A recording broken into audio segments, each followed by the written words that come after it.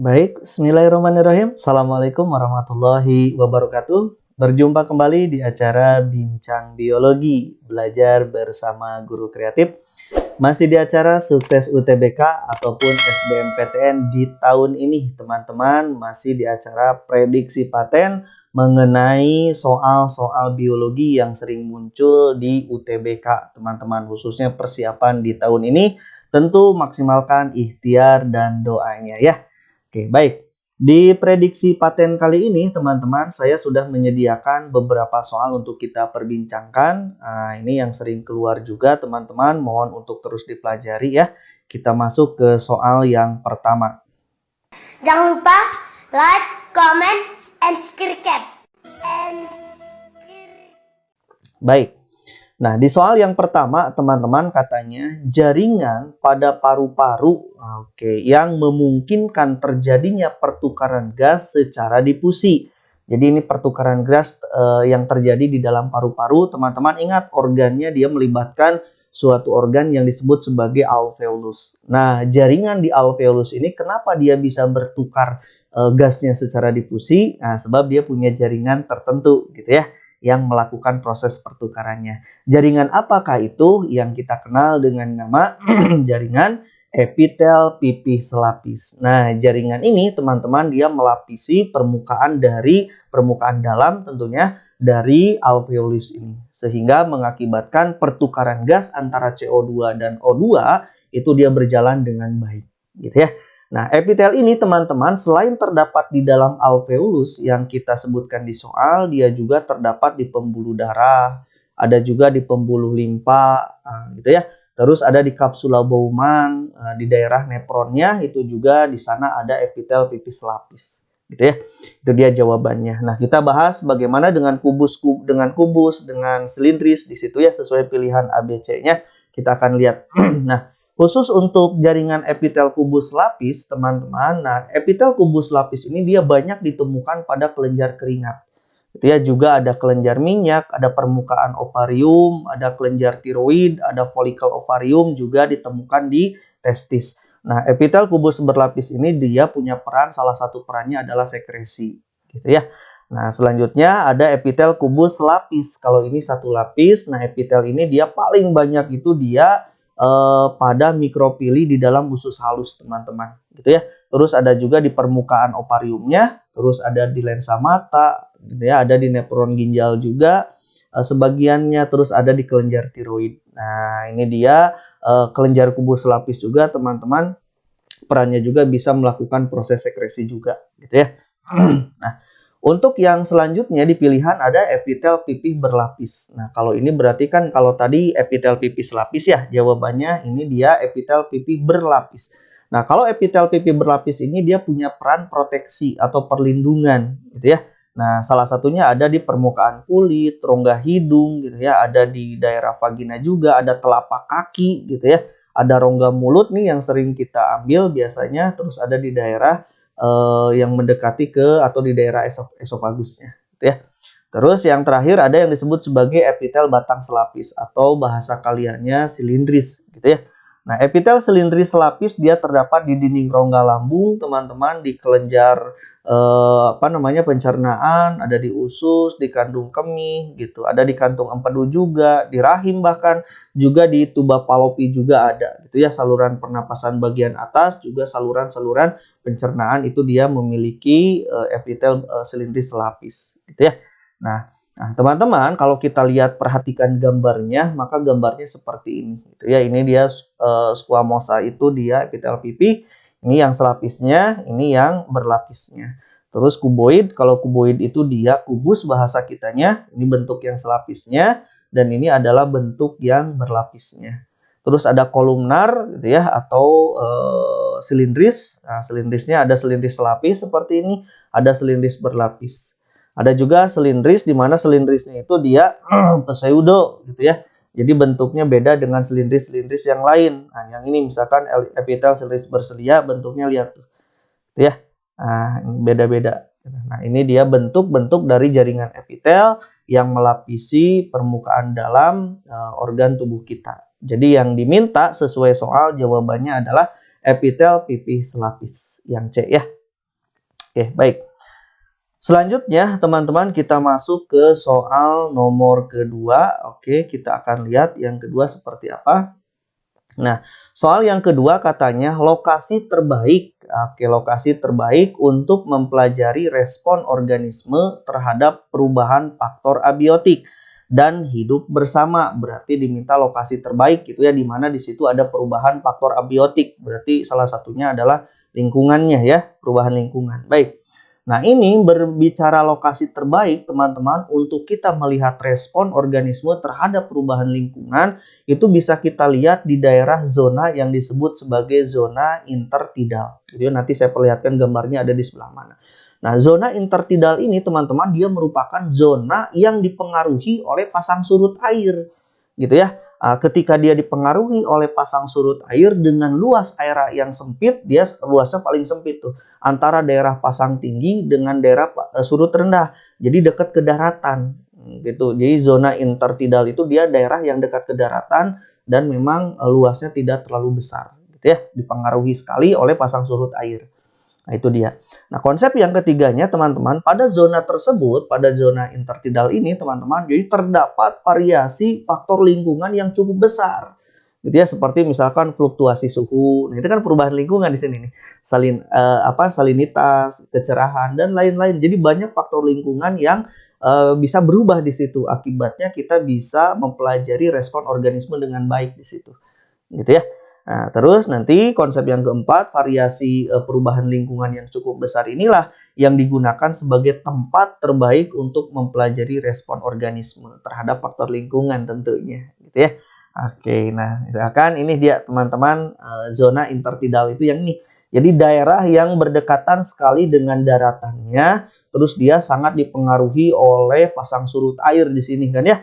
Nah, seperti itu. Terus naik ke daerah depannya itu ada zona neritik. Kalau zona neritik itu dia dekat dengan daratan, namun kedalamannya dia berbeda dengan intertidal. Jadi intertidal kedalamannya sangat pendek gitu ya. Kalau neritik memang sudah agak cukup dalam, tapi dekat dengan daratan. Nah, terus dia lari ke daerah tengah, nanti ada di daerah oceanic zona, yaitu salah satunya adalah zona potik. Zona potik itu dia zona di tengah-tengah laut, tetapi di mana cahaya masih bisa tembus di situ. Jadi jaraknya dari permukaan atas sampai ke sini. Maksudnya ke sini itu apa? Berarti cahaya hanya bisa tembus sampai situ. Nah, itu disebut sebagai zona potik. Adapun zona yang dekat ke apa namanya ini daratan gitu ya, daratan yang dalam ini, tetapi si cahaya tidak bisa masuk ke daerah dalam, maka masuk ke daerah apotik zone gitu ya, atau zona apotik. Nah, sedangkan yang jauh ke sumber daratannya terus cahaya dia tidak bisa tembus, itu dia masuk ke daerah pelagik zona atau zone pelagik gitu ya. Baik, itu dia mengenai intertidal.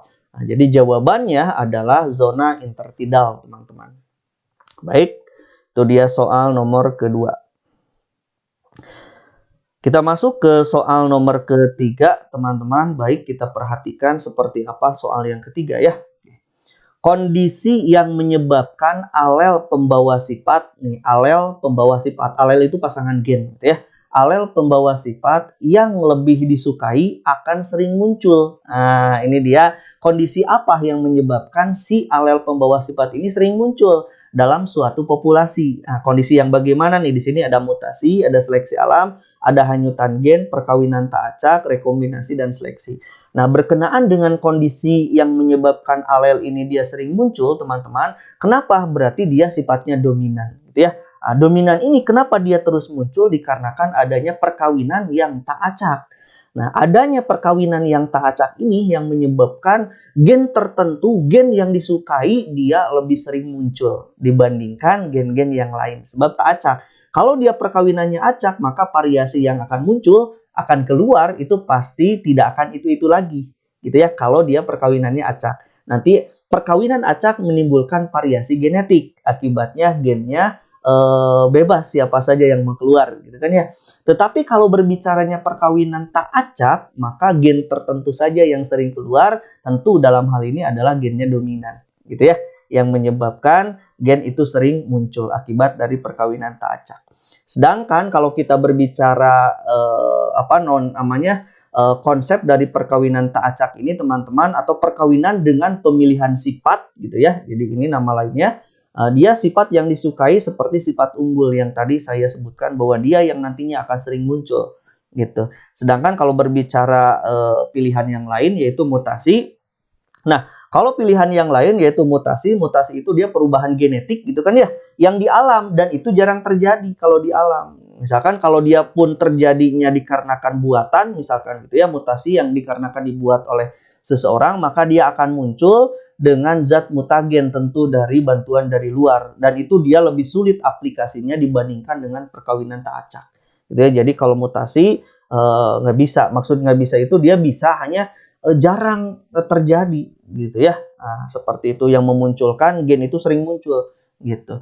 Terus yang kedua ada seleksi alam. Pun dengan seleksi alam ini dia perubahan sifat makhluk hidup akibat dari adaptasi terhadap perubahan lingkungan, dan ini pun sangat jarang terjadi seperti halnya mutasi gitu ya.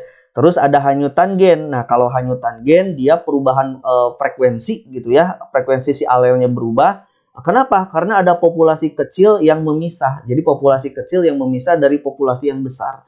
Dan ini pun di dalam suatu populasi pasti sangat jarang terjadinya gitu ya.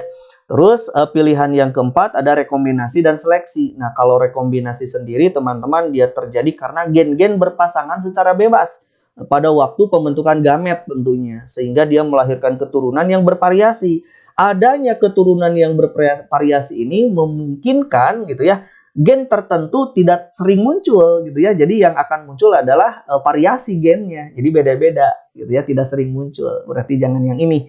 Nah, termasuk dengan seleksinya gitu ya. Seleksi dia merupakan peristiwa pemilihan gitu ya dari variasi individu melalui seleksi buatan. Ini pun tidak ya.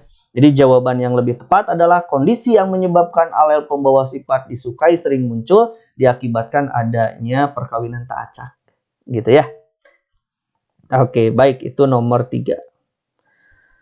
Oke, kita masuk ke soal nomor keempat, teman-teman.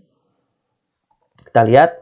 Pasangan berikut katanya yang menunjukkan lokasi berlangsungnya reaksi glikolisis, berarti tempat dari glikolisis ya, pada sel eukariotik pada proses menghasilkan 2 ATP adalah di mana tempat terjadinya glikolisis. Gampang lah ya. Jadi peristiwa glikolisis itu kan peristiwa respirasi teman-teman, bisa dalam keadaan respirasi aerob, bisa dalam keadaan respirasi anaerob. Dua-duanya menggunakan glikolisis. Dan tempat berlangsungnya sama, di mana? Yaitu di daerah sitoplasma, atau bahasa kaliannya disebut sebagai daerah sitosol, gitu ya. Nah, bagaimana reaksi dari glikolisis ini? Dia melibatkan suatu reaksi yang disebut sebagai fosforilasi tingkat substrat. Beda dengan transport elektron. Kalau transport elektron itu dia fosforilasi oksidatif. Jadi fosforilasi yang menggunakan oksigen gitu ya kalau yang transport elektron. Sedangkan pada glikolisis ini dia terjadi proses fosforilasi di mana melibatkan tingkat substrat. Jadi substratnya itu dia berperan di dalam proses pembentukan ATP, substratnya banyak gitu ya. Nanti kita akan lihat seperti apa substrat banyak, nanti kita lihat. Begini nih tahapannya teman-teman. Glikolisis itu kan bermulai dari glukosa tentu ya. Ini dari glukosa. Nanti dia pemecahannya menjadi glukosa 6-fosfat itu dia reaksi pertamanya menggunakan ATP kan ya. Nah, glukosa 6-fosfat, fruktosa 6-fosfat, fruktosa 1,6 bifosfat ini yang kita sebut sebagai substrat. Jadi fosforilasi tingkat substrat, banyak substrat yang dilibatkan di dalam reaksi-reaksinya. Ada fosfogliseraldehid, 1,3 bifosfogliserat, ini adalah substrat-substratnya. Nah, sebetulnya glikolisis itu kan menghasilkan 4 ATP kan ya. 1, 2, yang ini dia 3, 4 ya. Dikarenakan ada 4 nih. Nah, kenapa Pak itu hasil akhirnya di sini disebutkan 2 ATP? Sebab pada reaksi pertama yang ini ya, pada reaksi pertama dan reaksi ketiga pada reaksi glikolisis dia minjam ATP masing-masingnya sebanyak 1. Berarti dijumlahkan jadi 2 ATP minjem tuh untuk reaksinya.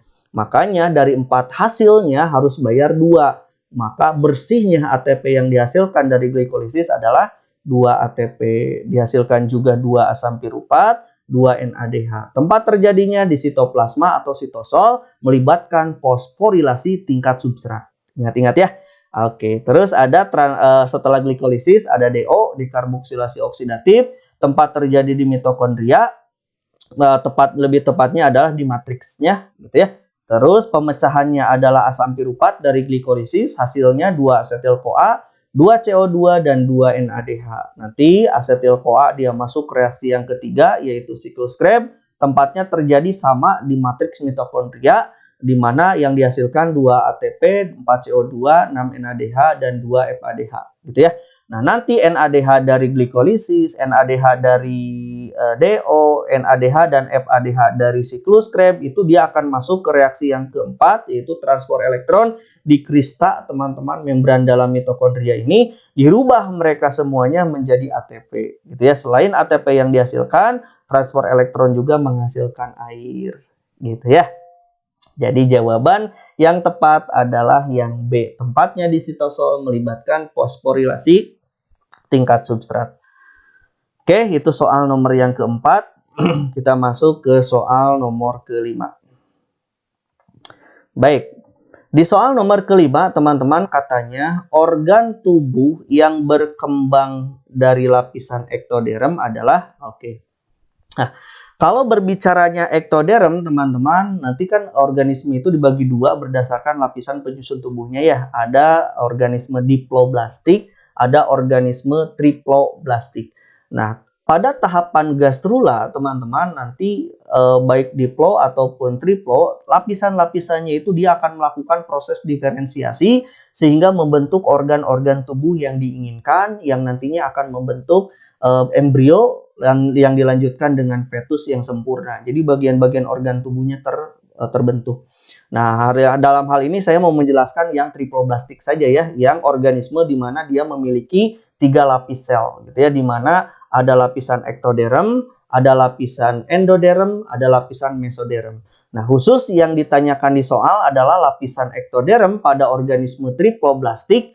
Dia akan berubah menjadi jaringan epidermis kulit, sistem saraf, juga sistem indera. Jadi yang termasuk ke dalam sistem indera, yang termasuk ke dalam sistem saraf itu semuanya dibentuk dari lapisan pertama yang dikenal dengan nama lapisan ektoderm, gitu ya. Nah, contohnya apa yang triploblastik? Banyak, bermulai jadi selain porifera dan solenterata, teman-teman, semuanya sampai ke kita, gitu ya, itu dia triploblastik. Sedangkan porifera dengan solenterata itu dia masih diploblastik, gitu ya. Jadi invertebrata juga mulai dari dari moluska sampai ke echinodermata itu sudah triploblastik, masuk ke vertebrata juga sudah triploblastik, gitu ya. Oke, nah sedangkan untuk lapisan yang mesodermisnya, teman-teman, dia meliputi bisa membentuk alat gerak, alat reproduksi, ekskresi, sirkulasi, gitu ya. Sementara lapisan endodermisnya ini dia lapisan paling dalamnya, dia akan membentuk sistem pencernaan, juga membentuk sistem pernapasan. Jadi kalau kita lihat dari gambarnya, teman-teman, ingat dalam keadaan fase gastrula ya. Jadi mulai dari zigot dan sperma bergabung, gitu. Setelah zigot dan sperma bergabung itu kan jadi melakukan pembelahan, morula, blastula, gastrula. Nah, di tahapan gastrula ini sel-selnya, lapisan-lapisannya melakukan invaginasi, teman-teman, yang ini gitu ya, melakukan invaginasi, melakukan ke daerah dalam, membentuk 3 lapisan yang kita kenal barusan. Ada ekto, ini dia, ada ektoderm, ada mesoderm, dan ada endoderm. Yang masing-masingnya dia akan membentuk diferensiasi menjadi organ-organ yang memang yang nantinya untuk jadi embrio, gitu ya. Ini dia lapisan ektoderm yang tadi kita sebutkan macam-macamnya. Terus yang mesoderm juga sudah saya sebutkan, ini macam-macamnya. Ini juga lapisan endoderm, gitu ya. Ini juga sudah bagian-bagiannya sudah saya sebutkan. Gitu ya. Ini adalah contoh bagaimana 3 lapisan itu membentuk suatu organ yang memang yang nantinya jadi fetus. Oke. Jadi jawaban yang tepatnya, teman-teman, adalah berkenaan dengan lapisan ektodermis, ektoderm adalah akan jadi epidermis kulit, sistem saraf, dan alat indera. Yang A kenapa salah? Ada ekskresi. Yang B kenapa salah? Ada dermis, gitu ya. Yang D selain ada dermis, terus yang E ada dermis, gitu ya. Itu dia salah. Jadi jawaban yang tepat adalah yang C. Oke, baik, itu soal nomor kelima. Kita masuk ke soal yang keenam, teman-teman, bisa diperhatikan. Karakteristik yang dimiliki oleh reptil katanya yang memungkinkan terjadinya transisi habitat gitu ya dari akuatik ke terestrial. Jadi dari perairan ke darat. Nah, bagaimana karakteristik reptil itu sehingga dia perubahannya itu khas gitu ya, mulai dari ketika dia hidup di air sampai misalkan transisi air dengan transisi darat. Jadi kalau transisi air berarti ada amfibi di situ ya, yang nantinya dia membentuk reptil. Nah, ciri utama dari reptil apa? Oke, baik, kita akan sebutkan. Nah, karakteristik yang dimiliki oleh reptil, teman-teman, yang memungkinkan dia bertransisi dari habitat akuatik ke terestrial adalah dimilikinya kulit bersisik yang keras. Ini adalah ciri transisi yang dimiliki oleh reptil gitu ya dibandingkan organisme-organisme yang lain. Contoh, misalkan saya punya amfibi. Nah, khusus untuk pada amfibi, teman-teman, dia merupakan hewan perairan, itu kan ya, yang peralihan di air gitu. Jadi, hewan peralihan air ke darat, gitu kan ya. Cirinya apa? Ciri utama dari amfibi itu dia memiliki kulit tipis, gitu ya, yang digunakan untuk bernapas. Ini dia masa transisinya. Nah, sedangkan reptil dia merupakan hewan darat yang beradaptasi di lingkungan kering. Apa? Dikarenakan lingkungannya dia kering, maka adaptasi transisi yang dimiliki oleh reptil adalah kulit bersisik keras gitu ya, itu dia cirinya. Oke, kita lihat nih. Lalu ciri-ciri dari reptil apa? Ciri-ciri dari reptil itu banyak, teman-teman. Reptil itu dia merupakan organisme poikiloterm.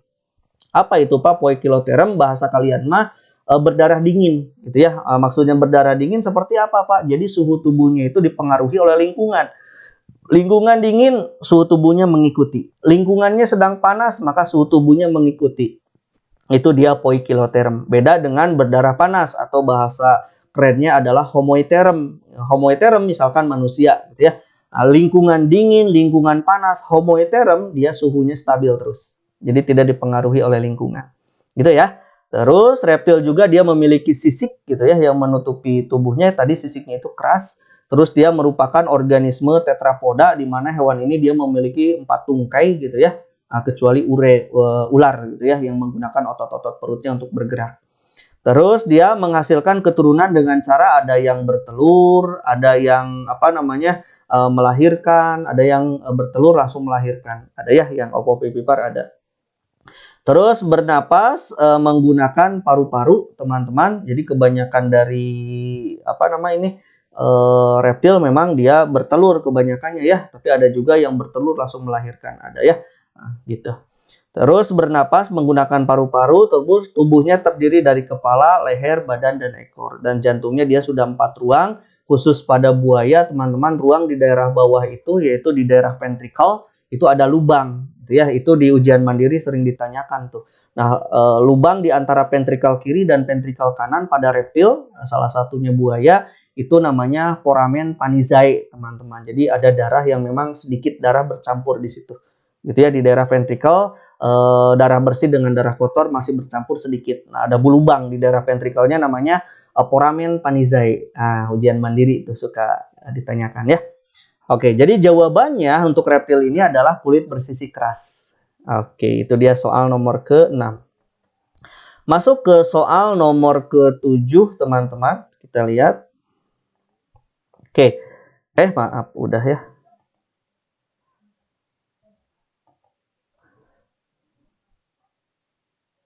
Nah, ini dia.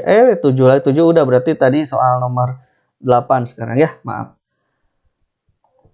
Ini dia. Soal nomor 8, teman-teman. Kita lihat. Fosfolipid katanya merupakan, kita lihat, fosfolipid merupakan molekul yang sangat sesuai dengan komponen utama membran plasma. Katanya betul atau salah?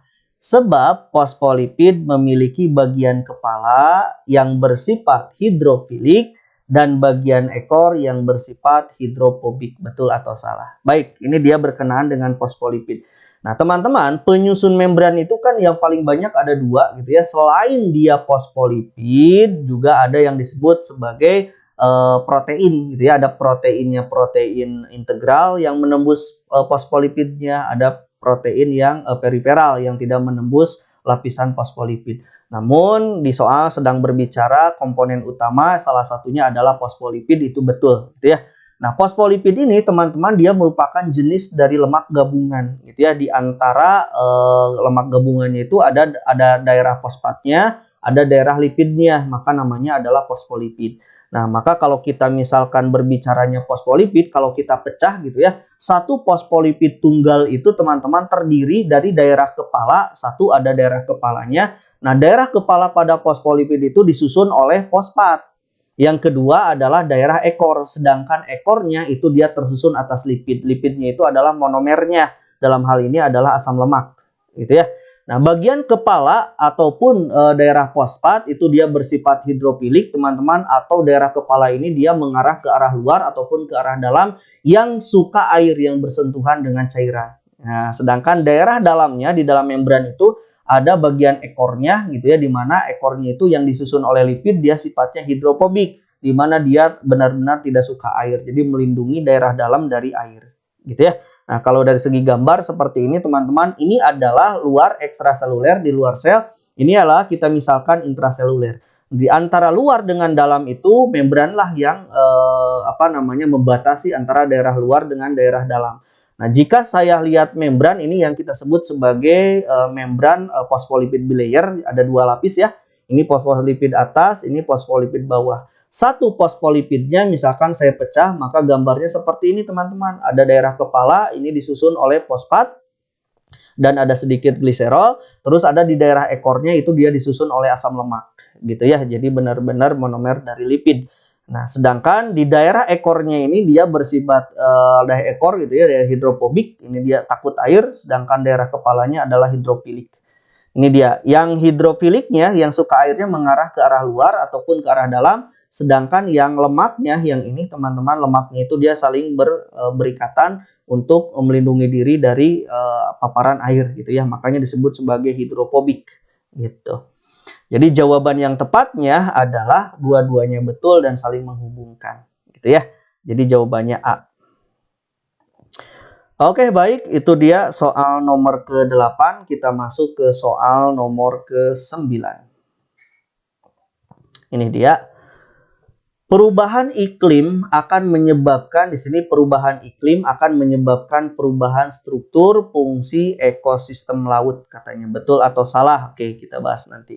Sebab pada kedalaman yang berbeda, suhu berpengaruh terhadap ekosistem laut. Oh, ini sudah konsep pasti ya. Baik, kalau begitu. Nah, teman-teman, berbicaranya perubahan iklim. Nah, perubahan iklim ini dia banyak sekali. Ada yang meliputi satu, perubahan suhu, gitu ya. Tekanan udara, angin, curah hujan, ataupun kelembaban sebagai akibat dari pemanasan global salah satunya. Gitu ya. Nah, pemanasan global sendiri, teman-teman, dia mempunyai pengaruh yang sangat besar terhadap perubahan iklim ini. Nah, ketika dia mempengaruhi perubahan iklim, maka dia akan berdampak, salah satunya adalah tentang kenaikan suhu permukaan air, salah satunya yang ada di laut, gitu ya. Nah, perubahan fungsi ekosistem laut juga bisa ikut berubah. Itu yang disebut sebagai perubahan iklim, gitu ya. Nah, yang kedua, teman-teman, naiknya suhu permukaan yang ada di air laut, teman-teman, nanti dia akan mengancam siapa? Keberadaan ekosistem terumbu karang. Salah satunya adalah terumbu karang yang akan terimbas pertama kalinya. Yang nantinya apa? Nanti terumbu karang itu dia mengalami pemutihan atau yang disebut sebagai bleaching gitu ya. Akibatnya si terumbu karang ini dia bisa mati gitu ya.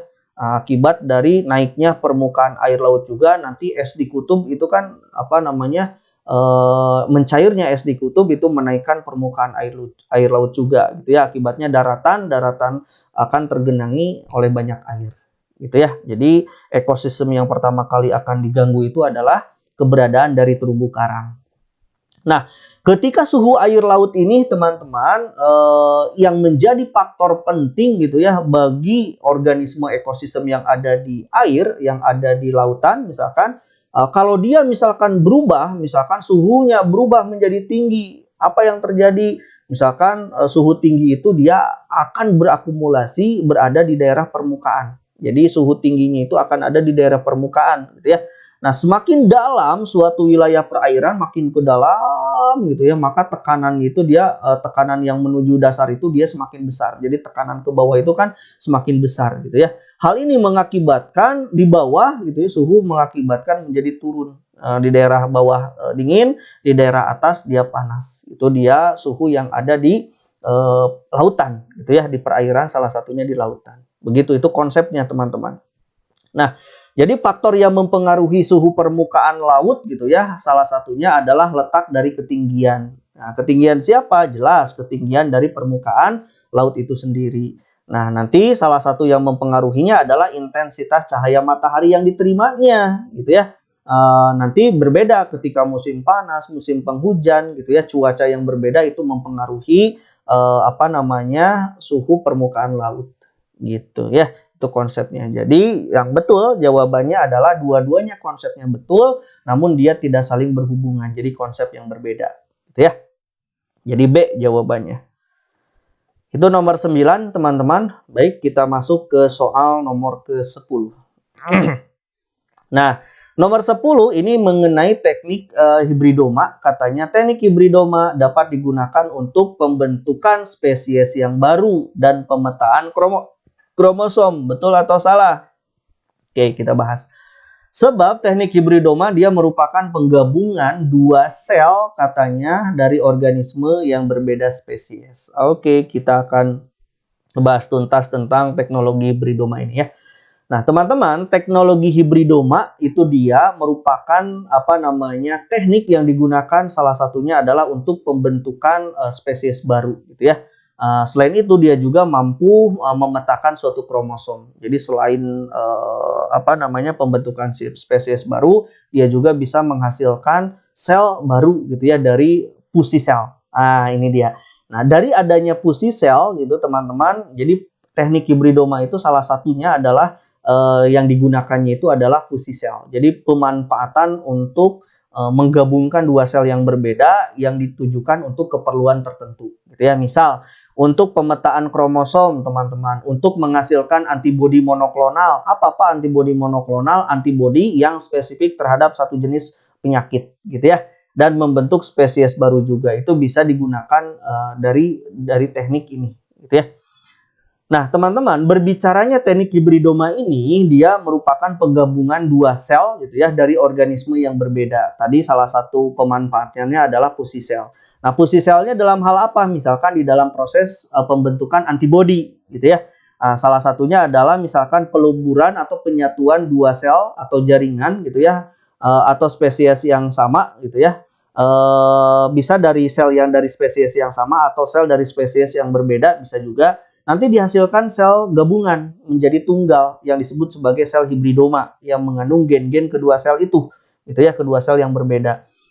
Itu dia tekniknya menggabungkan fusi sel. Contoh misalkan teknik hibridoma itu yang membentuk antibodi monoklonal itu misalkan dalam pembentukan sel penghasil antibodi gitu ya di antara fusi sel beta dengan sel kanker. Jadi tujuan dari adanya fusi sel beta ini teman-teman, sel B limfosit ini, penggabungan dari sel B limfosit ini dengan sel kanker ini punya tujuan. Fusi sel ini adalah tujuannya untuk menghasilkan antibodi monoklonal yang antibodi ini spesifik hanya untuk menyerang sel-sel kanker gitu ya. Dan ada juga yang dikembangkan menjadi antibodi poliklonal. Jadi kalau poliklonal berarti dia bukan lagi spesifik terhadap satu jenis, tetapi dia spesifik lagi terhadap beberapa penyakit gitu ya. Oke. Jadi jawabannya teman-teman, sebelum kita lihat jawabannya, kita perhatikan gambarnya. Ini sudah banyak coretan, mohon maaf ya. Jadi antibodi klonal itu contohnya misalkan saya punya antibodi dari sel misalkan tikus ini gitu ya, antibodinya. Misalkan kalau di manusia itu sel B limfosit gitu ya. Terus kalau yang ini digabungkan sama tadi dengan sel-sel tumor atau sel-sel kanker, terjadi fusi, maka hasil dari fusion ini, penyatuan ini dia akan membentuk sel hibridoma. Sel hibridoma ini nanti dia akan membelah menjadi banyak sel hibridoma yang setiap masing-masing sel hibridoma ini dia mampu mensekresikan, mampu membentuk suatu antibodi yang disebut sebagai antibodi monoklonal. Antibodi yang spesifik terhadap satu jenis penyakit. Ini konsepnya, gitu ya. Konsepnya seperti itu.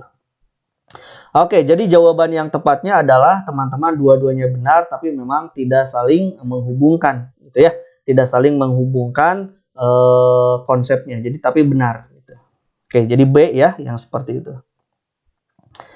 Oke, terus kita masuk ke soal yang ke-10.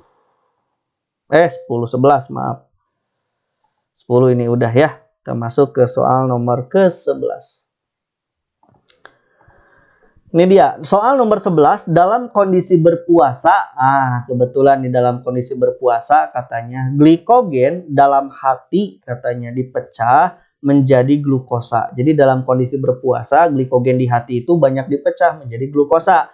Tetapi glikogen di dalam otak tidak katanya. Jadi kalau dalam kondisi berpuasa kurang glukosa, yang dipecah hanya glukosa di hati katanya. Glukosa otak tidak. Oke, kita bahas nanti ya. Nah, teman-teman, maaf, ini kita bahas dulu soalnya. Yang kedua, kebutuhan glukosa tubuh saat berpuasa dapat tercukupi dengan pemecahan glikogen di hati. Jadi katanya, kenapa tidak pakai glikogen di otot? Maaf, jadi otak ya, di otot. Dengan hati aja cukup katanya. Betul atau salah? Oke, kita bahas. Nah, teman-teman, berbicaranya glikogen itu kan dia polimer dari glukosa, teman-temannya. Jadi glikogen itu merupakan karbohidrat golongan polisakarida, gitu kan ya. Nah, glikogen ini, teman-teman, di dalam tubuh kita kapan dibentuk? Ketika kalian makan kadar glukosa yang tinggi, misalkan di dalam darah, sudah ditransfer ke setiap sel, namun masih bersisa. Maka sisa dari glukosa di dalam pembuluh darah itu, dia akan dibentuk menjadi glikogen. Nanti ada yang disimpan di otot, ada yang disimpan di hati, gitu ya, sebagai sumber energi cadangan jikalau kadar glukosa nanti turun. Gitu ya, itu tujuan dari adanya glikogen ini. Nah, khusus berbicaranya glikogen otot, teman-teman, dia merupakan sumber heksosa untuk proses glikolisis. Jelas ya, glikolisis itu kan memecah glukosa. Namun, glukosa yang dipecah di dalam proses glikolisis glikogennya otot, itu dia hanya untuk otot itu sendiri. Artinya tidak ditransfer ke sel-sel yang lain selain otot. Gitu ya. Nah, sedangkan kalau glikogennya hati, teman-teman, dia disimpan di hati memang sama. Gitu ya, dalam bentuk sumber heksosa. Namun dia bukan untuk hati saja, tetapi ditransfer keluar gitu ya ke sel-sel yang membutuhkan. Untuk apa? Untuk meningkatkan kadar glukosa dalam darah. Kapan? Ketika memang kadar glukosa dalam darah rendah. Nah, itu bedanya glikogen otot dengan glikogen hati gitu ya. Jadi glikogen hati itu yang akan mentransfer ke seluruh sel. Jadi kalau glukosa dalam keadaan turun di dalam darah. Sedangkan glikogen otot ya untuk otot itu sendiri. Gitu ya. Itu bedanya. Nah, setelah misalkan 12 jam atau 18 jam seseorang melakukan puasa, teman-teman, hampir semua simpanan glikogen di dalam hatinya itu terkuras. Gitu ya. Jadi cadangan glukosa yang dibentuk dalam bentuk glikogen di hatinya itu terkuras selama 12 sampai 18 jam itu. Tetapi glikogen di otot dia hanya terkuras setelah seseorang melakukan olahraga berat. Jadi glikogennya di otot kapan dia akan dikuras? Kalau dia melakukan aktivitas otot gitu ya. Misalkan berolahraga. Begitu, itu bedanya ya. Glikogen hati dengan glikogen otot. Nah, ini dia pengaturan kadar glukosa dalam darah itu begini, teman-teman. Misalkan saya punya darah, lalu darah itu dia kaya akan glukosa dikarenakan kalian misalkan sudah makan. Jikalau misalkan glukosa ini mau digunakan sebagai sumber energi, maka dia langsung diproses dalam glikolisis guna menghasilkan ATP. Gitu kan ya. Tetapi ketika kadar glukosa dalam darah tinggi, itu glukosa sebagiannya akan dibentuk sebagai cadangan makanan. Ada yang akan nanti ditransfer ke hati, glukosanya dibentuk glikogen hati. Ada yang glukosanya akan dibentuk di otot, maka jadi glikogen otot. Gitu. Jadi pengaturannya seperti itu. Kalau suatu saat ternyata kadar glukosa dalam darah turun, dibalikan lagi gitu ya. Glikogen hati akan dipecah menjadi glukosa, nanti jadi sumber energi untuk sel-sel seluruh tubuh. Sedangkan kalau misalkan di otot kadar glukosanya turun, glikogen otot akan dipecah lagi menjadi glukosa, terus dijadikan sumber energi bagi sel-sel otot itu sendiri. Gitu ya, itu dia pengaturannya seperti itu. Oke, baik. Jadi jawaban yang tepat adalah dua-duanya benar dan saling menghubungkan. Gitu ya. Oke. Oke, itu dia jawabannya A untuk soal nomor berapa tadi? 11 berarti ya. Oke, kita masuk ke soal nomor 12. Nah, di soal nomor 12 teman-teman katanya mikroorganisme dapat dengan cepat mengantisipasi perubahan lingkungan. Betul tidak? Contohnya misalkan bakteri lah mikroorganisme itu. Mikroorganisme dapat lebih cepat mengantisipasi perubahan lingkungan. Oke, sebab mikroorganisme mempunyai sistem enzim yang terkoordinasi dengan baik. Baik, kita bahas. Nah, teman-teman, berbicaranya mikroorganisme ini dia memang kebanyakan dari mikroorganisme dia dapat bertahan dengan cepat gitu ya, mengantisipasi perubahan-perubahan lingkungan yang sangat drastis perubahannya. Jadi sangat cepat perubahannya. Salah satunya adalah bakteri. Ketika lingkungan tidak mendukung bagi dirinya, maka bakteri itu dia dengan cepat membentuk suatu fase di mana dia tahan terhadap lingkungan yang berubah. Salah satunya adalah dengan membentuk endospora, gitu ya. Nah, endospora ini digunakan untuk apa? Untuk mengantisipasi perubahan lingkungan jikalau lingkungan yang berubah tersebut tidak cocok untuk kehidupan bakteri itu sendiri, gitu ya. Maka dia membentuk fase resisten yang kita kenal dengan nama fase endospora, gitu ya. Berarti betul itu. Nah, sedangkan kalau berbicaranya konsep yang kedua, di situ ada kunci enzim katanya. Enzim ini teman-teman pada mikroorganisme itu dia berhubungan dengan sistem pencernaan intraseluler. Jadi dengan metabolisme yang terjadi di dalam tubuhnya. Sedangkan perubahan lingkungannya itu tidak direspon oleh sistem enzim. Jadi sistem enzim itu bukan untuk merespon perubahan lingkungannya. Enzimnya itu digunakan untuk sistem metabolisme pencernaan di dalam intraselnya, gitu ya. Oke, seperti itu. Jadi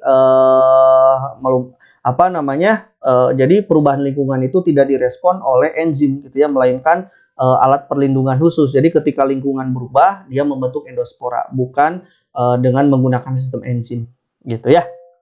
Ini dia endospora itu teman-teman. Ini adalah tahapan resisten di mana bakteri itu ketika dia membentuk endospora. Jadi lapisan terluarnya ada namanya exosporium, terus ada lapisan ke arah dalam mantle spora, terus di dalamnya tentu ada materi genetik gitu ya, DNA-nya. Di dalamnya masih ada ribosom, terus dia ada korteks, terus ada dinding inti yang melindungi DNA-nya. Gitu ya. Jadi jawaban yang tepat nomor 12 ini adalah dua-duanya betul namun tidak saling menghubungkan. Jadi B jawabannya ya. Oke, baik, itu dia yang B. Jadi soal nomor berapa itu? 12 gitu ya. Oke, nomor 12 kita masuk ke nomor 13. Nah, perbandingan kerangka katanya dan tengkorak gitu antara hominid gitu dengan manusia, katanya manusia modern tidak mampu memperkuat bukti dari evolusi. Betul atau salah? Sebab tidak ditemukan kemiripan struktur anatomis tengkorak katanya dan kerangka hominid dengan manusia modern. Oke, jadi teman-teman harus tahu dulu nih hominid apa, ini apa gitu ya. Oke, baik, kita bahas nih. Nah, berbicaranya hominid teman-teman, jadi di dalam konsep evolusi teman-teman bisa dapatkan ada konsep yang disebut sebagai hominid gitu ya. Nah, hominid itu apa? Jadi hominid itu adalah dia sekelompok organisme primata gitu ya, yang bercirikan dia berjalannya itu dia vertikal dengan dua kaki.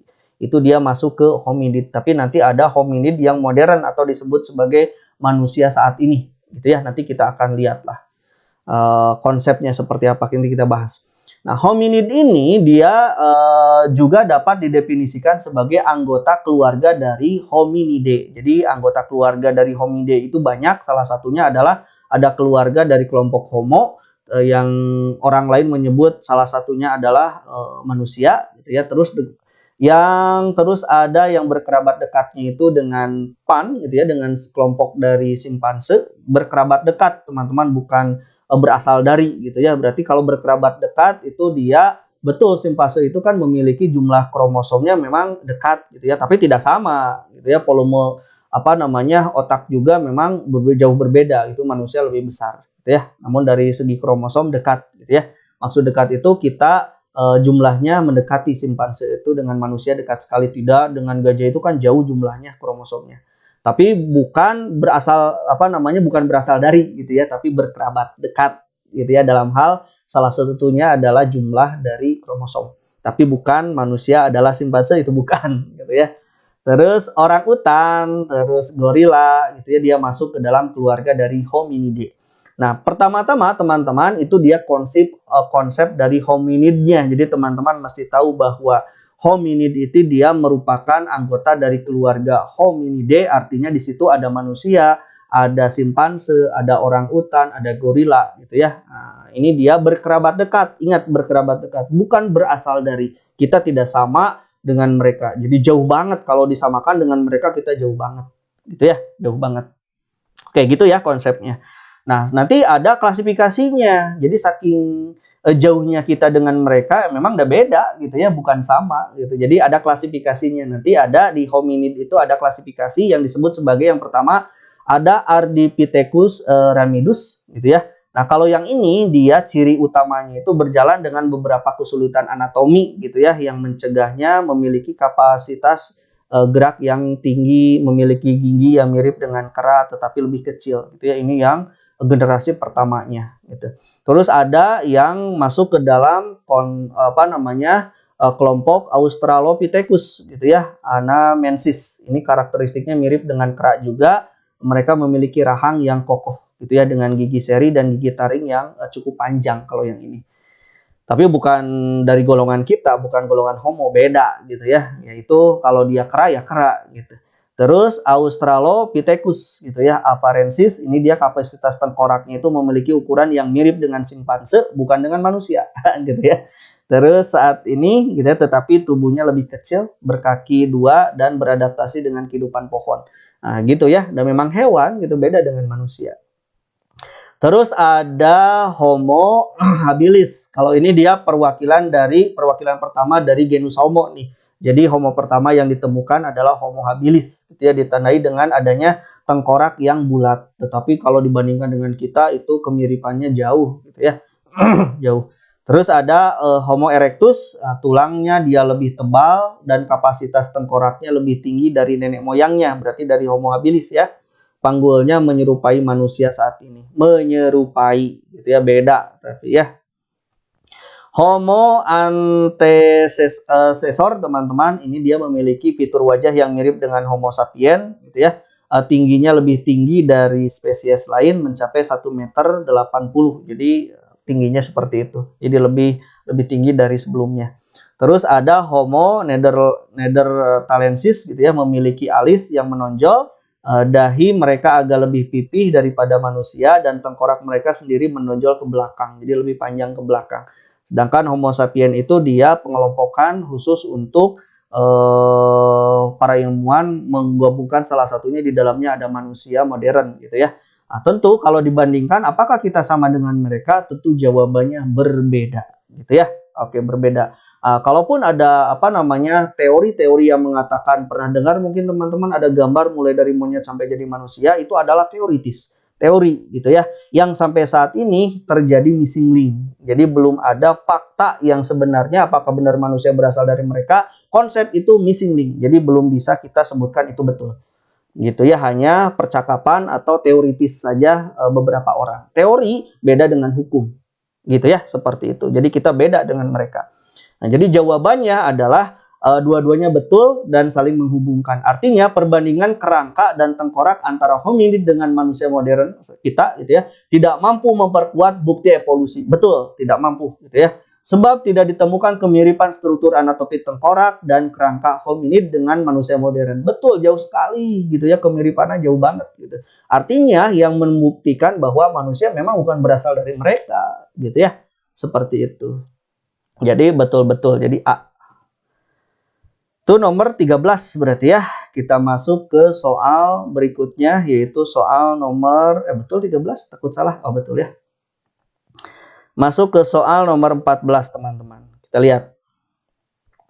Di soal nomor 14 ini kita temukan katanya kestabilan struktur DNA lebih baik katanya bila rantai DNA banyak mengandung pasangan basa sitosin dan guanin. Betul atau salah? Kenapa mesti banyak sitosin dan guanin supaya stabil? Oke, kita nanti jawab.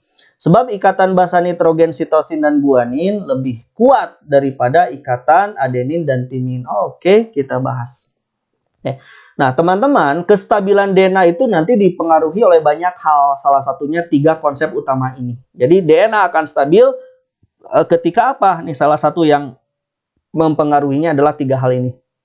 Pertama, banyaknya atom hidrogen yang diikat gitu ya, yang diikat terbentuk pada ikatan basa nitrogen. Misalkan, nah nanti banyak sedikitnya ikatan ini, makin banyak ikatan berarti makin kokoh, makin kuat. Salah satunya makin banyak ikatan C dengan G itu makin kokoh, makin kuat. Kenapa? Ikatan antara sitosin dengan guanin itu dia memiliki 3 ikatan hidrogen. Sedangkan ikatan antara timin dengan adenin dia memiliki 2 ikatan hidrogen. Jadi makin banyak ikatan C dengan G, maka kestabilan struktur DNA dia makin kuat. Gitu ya, alasannya C dengan G diikat oleh 3 ikatan hidrogen. Itu alasannya ya. Oke, yang kedua. Yang mempengaruhi yang kedua adalah interaksi hidrofobik gitu ya, di antara ikatan basa nitrogen, purin, dan pirimidin. Jadi interaksi hidrofobik itu adalah ikatan di mana dia tidak suka terhadap air gitu ya. Nah, ikatannya seperti itu. Itu ikatan interaksi antara hidrofobik antara ikatan basa nitrogennya. Jadi mana nih ikatan nitrogen yang apa namanya interaksi dengan kadar air yang banyak atau yang sedikit. Ketika dia makin kuat, tadi dipengaruhi juga oleh basa nitrogennya tentunya ya, oleh ikatan antara sitosin dan guanin. Nanti makin banyak sitosin dengan guaninnya, maka ikatan hidrofobik tidak berpengaruh asalkan C dengan G lebih banyak gitu ya. Terus yang ketiga, suhu yang diperlukan untuk memutus ikatan hidrogen. Suhu juga mempengaruhi terhadap kestabilan gitu ya. Kalau dipanaskan di suhu yang tinggi nanti ikatannya patah gitu ya, ikatannya putus. Ketika putus tidak stabil gitu ya. Jadi suhu juga mempengaruhi selain interaksi dengan hidrofobik tadi gitu ya. Oke, baik. Itu dia kestabilan struktur DNA. Dari gambar sendiri teman-teman, gambarnya seperti ini bahwa DNA itu kan ada 2 rantai ya. Ada rantai kiri, misalkan yang ini ada rantai kanan. Yang di dalamnya itu ada basa nitrogen. Bagian terkecil dari DNA sendiri namanya nukleotida, di mana dia mengandung 1 fosfat, 1 gula, ingat-ingat, dan 1 basa nitrogen. Itu nukleotida. Ikatan antara C dengan G 3 ikatan hidrogen, ikatan antara A dengan T 2 ikatan hidrogen. Inilah yang membedakan kekuatan antara C dengan G lebih kuat daripada A dengan T. Seperti itu ya. Nah, bentuk dari DNA sendiri adalah double helix. Seperti itu. Oke, jadi ada berapa nukleotida ini? 1, hitung. 2, 3, gitu ya. Ini maaf, ini 2. 3, 4. Di kiri 4, berarti di kanan pun 4. Jadi ada 8 nukleotida. Gitu. Oke, jadi jawabannya apa? Jawabannya adalah dua-duanya benar dan saling berhubungan. Gitu, gampang ya. Baik, kita masuk ke soal nomor 15, teman-teman. Di soal nomor 15 ini tentang apa? Kita akan bahas katanya, bioteknologi di bidang pertanian dapat menghasilkan tanaman transgenik yang tahan terhadap hama dan penyakit. Betul atau salah? Sebab tanaman transgenik dapat dihasilkan dengan menyisipkan gen lactoferrin sehingga tanaman tahan terhadap hama dan penyakit. Di sini ada kata gen lactoferrin. Oke, kita akan bahas. Nah, teman-teman, berbicaranya tanaman transgenik berarti tanaman ini dia sudah ada manipulasi gennya gitu ya yang dilakukan oleh manusia. Dia merupakan salah satu teknologi di dalam proses bioteknologi modern gitu ya. Nah, salah satunya transgenik ini dia menggunakan suatu teknik yang disebut sebagai rekayasa genetik di mana terjadi proses penyisipan DNA rekombinan. Nah, itu dia tujuannya ya. Nah, ini dia nama konsepnya seperti itu. Nah, pada umumnya teman-teman, vektornya yang digunakan untuk menyisipkan DNA dari DNA menyisipkan DNA yang diinginkan, itu dia vektornya itu digunakan adalah suatu DNA sirkuler gitu ya yang disebut sebagai plasmid atau disebut sebagai plasmid TI. Nah, plasmid TI ini salah satunya adalah ada di dalam Agrobacterium tumefaciens gitu ya, salah satunya. Ya, banyak plasmid yang memang digunakan sebagai DNA rekombinan di dalam teknik rekayasa genetik, salah satunya adalah plasmid Escherichia coli juga bisa gitu ya.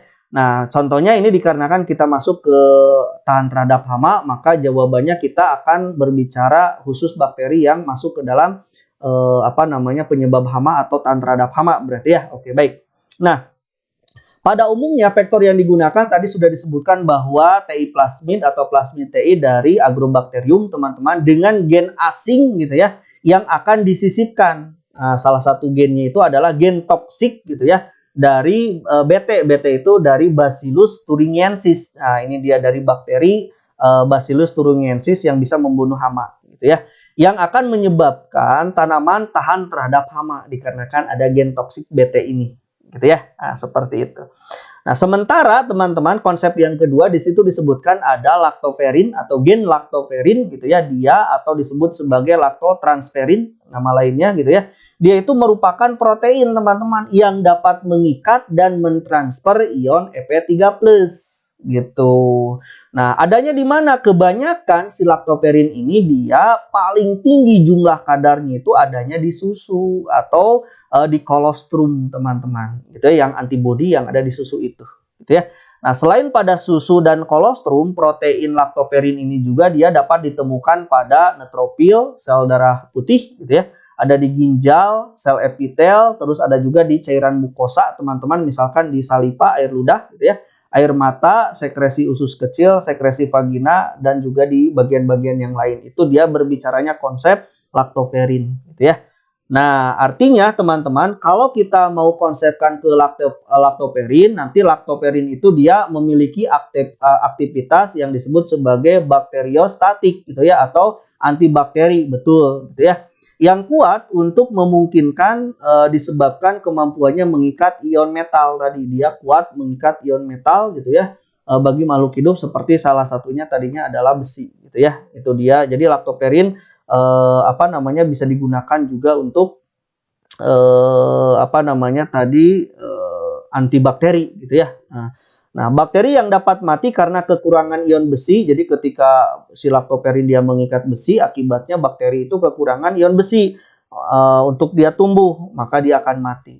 Nah, lactoferrin ini dia terdapat tadi kan disebutkan pada susu gitu ya, di mana susunya itu sebagai komponen bioaktif. Itu setiap jenis ternak banyak susunya itu kandungan lactoferrinnya, gitu ya. Tetapi jumlahnya memang berbeda-beda. Artinya lactoferrin juga bisa untuk antibakteri, namun paling banyak lactoferrin itu proteinnya ada di susu dan kolostrum. Ya. Sedangkan di soal berbicara lactoferrin itu kebanyakan di sini disebutkan katanya sehingga tanaman tahan terhadap hama. Nah, lactoferrin yang digunakan untuk tanaman, teman-teman, tidak di hewan, itu penelitiannya masih sangat-sangat kurang, gitu ya. Tapi ada yang menyebutkan lactoferrin pernah ada yang mencobakan ke tumbuhan, katanya ada imbasnya sampai 20% tanaman jadi kuat terhadap hama. Namun itu penelitian itu belum banyak dibuktikan. Akibatnya lactoferrin itu hanya sekarang itu yang paling booming itu paling banyak di hewan, gitu ya, digunakan dimanfaatkan di dalam hewan. Salah satunya ada di kandungan di susu dan kolostrum gitu ya, tapi sedang dikembangkan. Jadi artinya belum banyak penelitian mengenai gen lactoferrin yang dimasukkan ke dalam tanaman gitu ya.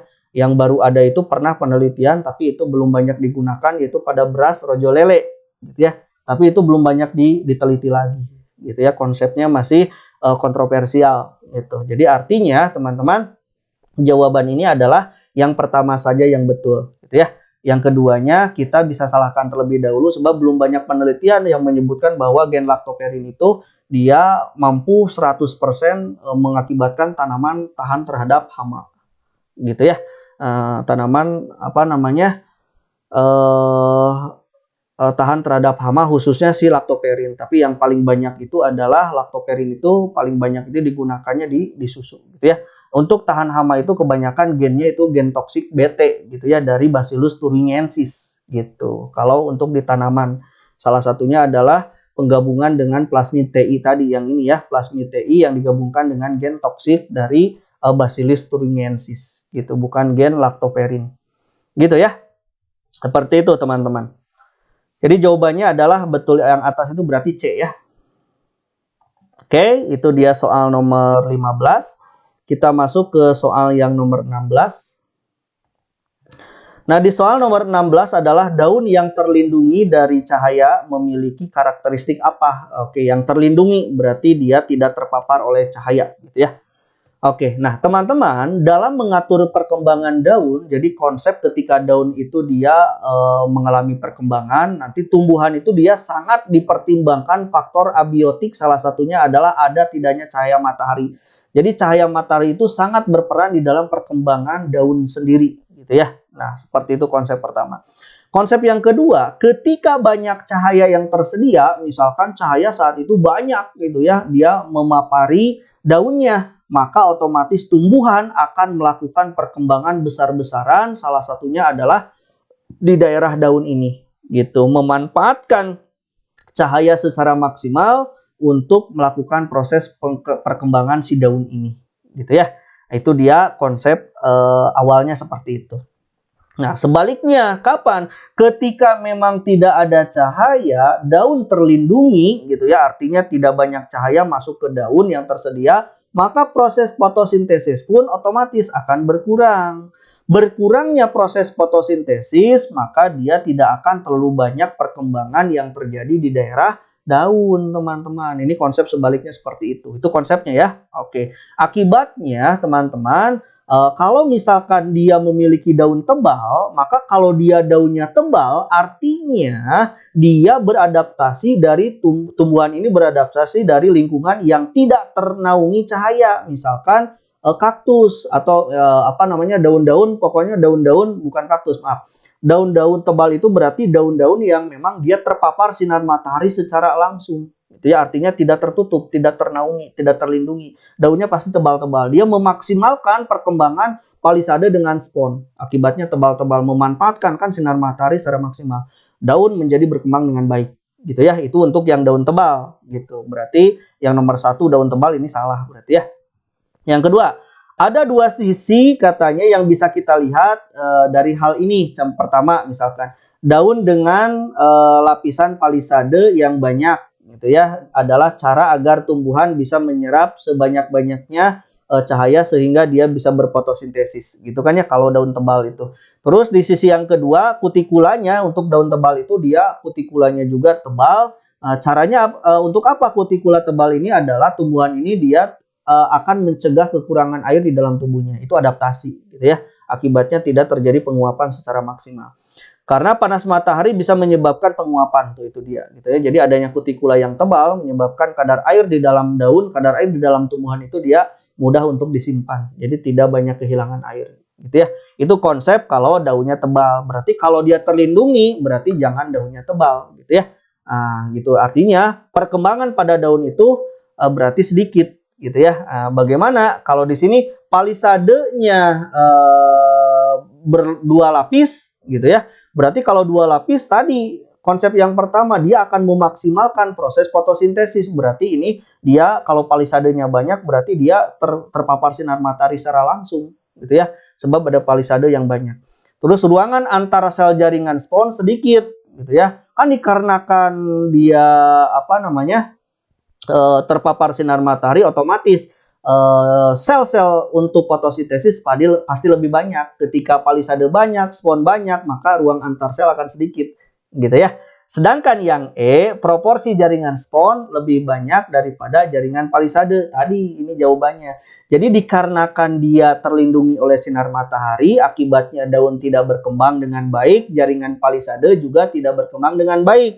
Otomatis jaringan spon ini dia khusus untuk tumbuhan-tumbuhan yang terlindungi itu dia beradaptasi, jaringan sponnya itu diperbanyak dibandingkan dengan palisadenya gitu ya. Ingat, jaringan spon itu adalah jaringan yang ada di bawah dari palisade gitu ya. Itu dia perkembangan kebalik antara daun yang terlindungi dari cahaya dengan yang tidak terlindungi gitu ya. Ingat-ingat tuh, kalau 1, 2, 3 itu berarti terpapar cahaya, dia memaksimalkan cahaya yang datang. Sedangkan yang 4 untuk yang sebaliknya, yang terlindungi. Jadi jawabannya yang D. Oke, itu dia soal nomor 16. Kita masuk ke soal nomor 17. Ini dia. Soal nomor 17, teman-teman, katanya pernyataan yang benar mengenai reproduksi Pteridophyta paku ya. Oke, baik kita bahas. Nah, teman-teman, untuk menjawab soal ini, kalian harus tahu apa ciri utama yang dimiliki oleh tumbuhan paku. Jelas, yang pertama, dia mengalami pergiliran keturunan ya, antara fase gamet dengan fase sporopit. Mana yang lebih dominan? Nah, yang lebih dominan nanti kita akan bahas bahwa pada generasi sporopit pada tumbuhan paku ini dia lebih dominan daripada fase gametopitnya. Yang ini ya, fase dominan itu yaitu pada fase sporopit. Nah, gametopit pada tumbuhan paku dia akan tumbuh menjadi bagian yang disebut sebagai protalium yang nantinya dia berumur hanya beberapa minggu saja. Gitu ya, beda dengan fase sporopitnya yang lebih dominan. Nah, sporopit dewasanya dia akan menghasilkan sporofil yang nantinya dia menghasilkan sporangium, gitu ya. Sedangkan reproduksi aseksual, jadi reproduksi aseksualnya itu pada tumbuhan paku ini salah satunya adalah bisa menggunakan rizoma. Nah, gitu ya. Jadi fase vegetatifnya bisa menggunakan rizoma. Generasi gametopit dia akan membentuk antheridium dan archegonium. Jadi protaliumnya dia mampu menghasilkan sperma dan ovum. Jadi yang menghasilkan sperma ovum adalah fase protalium pada tumbuhan paku. Beda dengan lumut ya. Nah, seperti itu. Ini dia reproduksinya teman-teman, dari spora berubah menjadi protalium. Protalium menghasilkan kelaminnya, lalu dia jadi zigot, jadi tumbuhan paku. Tumbuhan paku ini fase dominannya, sporopitnya menghasilkan sporofil, sporangium, lalu dia jadi spora. Spora balik lagi ke atas. Fase sporopit lebih dominan daripada gametopitnya, gitu ya. Jadi jawaban yang tepat adalah 1, 2, 3, sedangkan yang 4 salah. Kenapa? Generasi sporopit membentuk antheridium. Tidak, yang membentuk antheridium dan archegonium adalah fase gametopit, yaitu protalium. Gitu, 1, 2, 3 betul, berarti jawabannya A. Oke, kita masuk ke soal nomor 17. Barusan ya, maaf, 17, 18 berarti. Ini dia nomor 18 teman-teman. Organisme yang diklasifikasi berdasarkan kesamaan apa? Organisme diklasifikasikan berdasarkan kesamaan. Oke, berarti klasifikasi makhluk hidup ya. Oke, nah pengelompokan atau klasifikasi makhluk hidup itu teman-teman dia menggunakan beberapa sistem. Salah satunya ada sistem yang terkenal itu adalah ada 3 yang sistem terkenal di dalam proses klasifikasi makhluk hidup. Yang pertama ada yang disebut sebagai sistem natural atau pengelompokan alamiah. Nah, kalau pengelompokan alamiah ini teman-teman, jadi pengamatannya itu dilakukan oleh mata telanjang. Jadi lihat saja dengan mengamati apa? Bentuk luar tubuhnya. Bentuk luar tubuh makhluk hidup itu boleh dari warna, ukuran, tubuh, tinggi, pendek gitu ya, bentuk daun, bentuk paruh, bentuk kaki ataupun bentuk batang. Nah, ini dia dari morfologinya, dari bentuk luarnya, maka itu digolongkan ke dalam klasifikasi alamiah. Yang kedua ada klasifikasi sistem artifisial atau buatan gitu ya. Kalau sistem artifisial ini dia pengelompokan makhluk hidup didasarkan adanya beberapa persamaan, satu dari ciri morfologinya, alat reproduksinya, lingkungan tempat dia tumbuh, dan daerah penyebarannya. Jadi kalau yang buatan itu selain di daerah morfologinya juga faktor-faktor di sekitarnya dia dijadi pertimbangan. Nah, itu dia artifisial, gitu ya.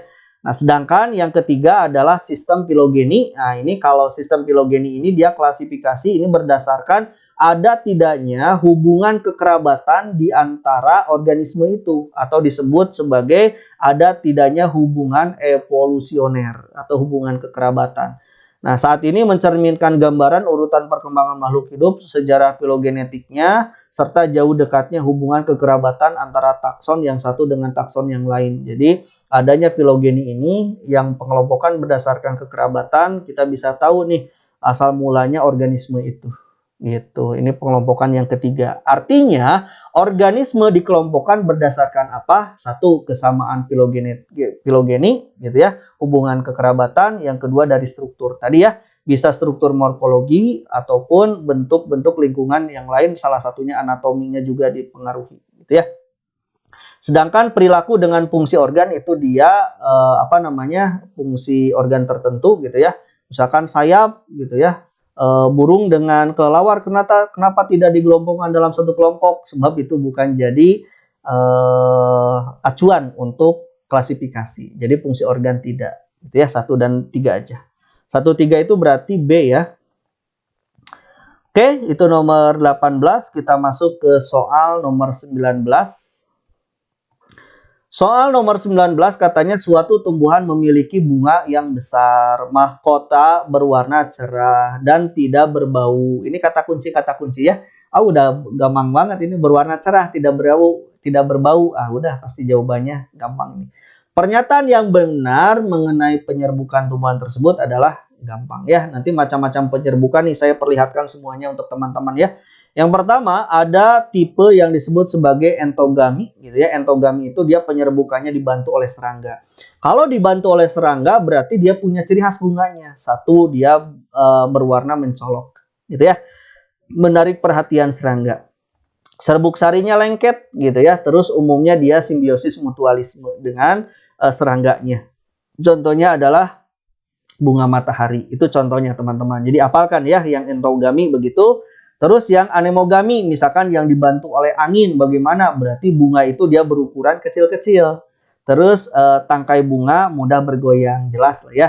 Jumlah bunga banyak dan ringan, mesti ringan sebab nanti disebarkannya oleh angin. Tidak memiliki nektar, jelas sekali gitu ya. Contohnya adalah padi dan jagung. Gitu. Terus yang ketiga ada ornitogami. Kalau ornitogami itu dia dibantunya oleh beberapa jenis dari burung gitu ya. Misalkan burung kolibri yang terkenal yang moncongnya panjang gitu ya. Nah, dia punya ciri bunganya mesti berukuran besar teman-teman gitu ya. Berwarna cerah dan dia tidak memiliki bau. Nah, meskipun tidak memiliki bau, dia memiliki nektar yang tersedia dengan cukup. Gitu ya. Yang akan disedot oleh burung itu ya. Nanti mahkota bunga itu kebanyakan bentuknya itu dia selain berwarna cerah dia bentuk trompet gitu ya. Itu dia ini dia salah satunya dibantunya oleh burung kolibri. Terus ada teman-teman Chiropterogami itu dibantu oleh kelelawar. Misalkan bunganya memiliki nektar, berwarna menarik, terus bunga menghasilkan bau, mekar di malam hari. Contohnya kaktus. Terus ada antropogami. Kalau ini dia dibantu oleh manusia gitu ya. Bunganya itu dia berumah dua, artinya memisah antara jantan dengan betinanya. Akibatnya memang harus digabungkan oleh manusia gitu ya. Oke, seperti itu. Jadi terus yang terakhir ada yang dibantu oleh air yaitu hidrogami. Jadi tumbuhan yang dibantu oleh air dia memiliki ciri serbuk sarinya itu terbawa oleh air hujan dan mendekati atau jatuh di kepala putik. Contohnya adalah hidrilla atau ganggang yang hidup di air tentunya ya. Maka jawabannya ini adalah sedang berbicara teman-teman bunga besar, mahkota berwarna cerah, tidak berbau, ini berbicara tentang ornitogami gitu ya. Ornitogami itu berarti yang dibantu oleh kolibri. Itu dia penyerbukan tertarik pada rangsangan visual. Jadi yang dilihat sebab bunganya berukuran besar, berwarna cerah gitu ya. Itu dia dilihat oleh mata visual. Kalau yang nomor satu angin ya angin. Yang nomor dua penyerbukan nektar dari mendapatkan penyerbukan mendapatkan nektar dari bunga, misalkan untuk nektar penyerbukan mendapatkan nektar bukan, atau masa penyerbukan itu kan sperma dan ovumnya gitu ya melakukan penyerbukan. Harusnya yang mendapatkan nektar itu adalah organisme yang membantunya. Jadi penyerbukan dibantu kalau mau, bukan mendapatkan ini ya. Penyerbukan dibantu salah satunya dengan adanya nektar dari bunga untuk membantu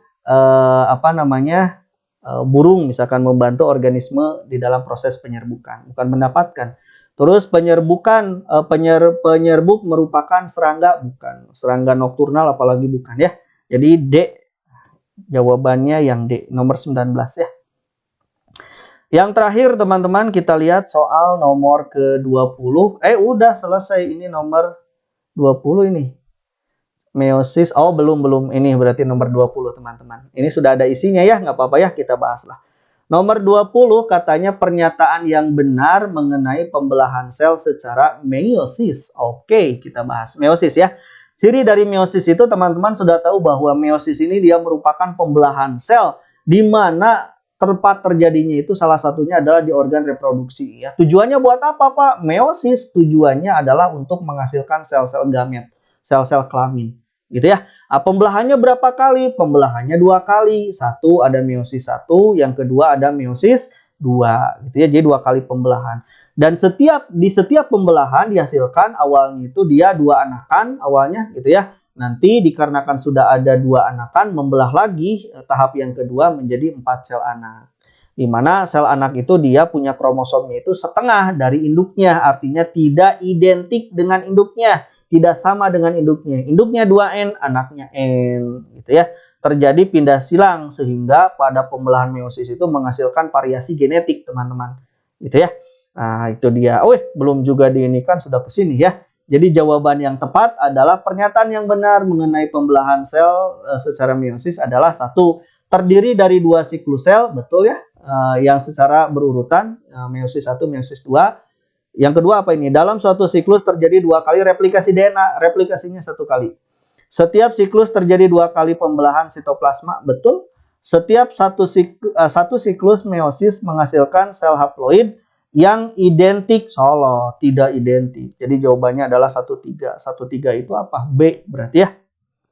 13 adalah B, nomor 20. Jadi jawaban yang tepat adalah B, gitu ya. Nah, itu dia teman-teman prediksi paten yang untuk teman-teman belajar sebelum sebentar lagi kalian menghadapi UTBK. Ya, cuma beberapa hari lagi nih, gitu ya.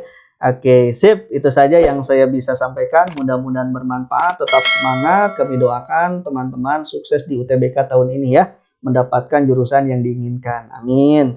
Saya ucapkan terima kasih. Assalamualaikum warahmatullahi wabarakatuh.